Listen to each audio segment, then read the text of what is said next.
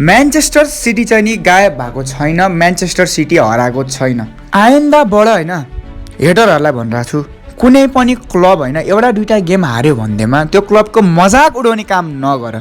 र ओमार मार्मोसले आफूलाई प्रुफ गर्यो, ऊ त्यहाँ बेन्च प्लेयर होइन, ऊ केही गर्न आएको क्लबमा भनेर।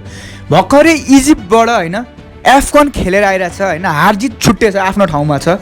र यो प्लेयरको सर्ट त्यस्तै राम्रो छ, रन स्पिड त्यस्तै राम्रो छ, र फिनिसिङ पनि मान्नुपर्छ।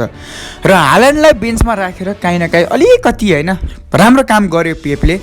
अनि सेमेन्योको त म के कुरा गर्नु होइन, ठुलो ठुलो क्लबहरूलाई अब उसले च्यालेन्ज गर्न रेडी भइसक्यो भनेर आफूलाई प्रुफ गरिरहेछ।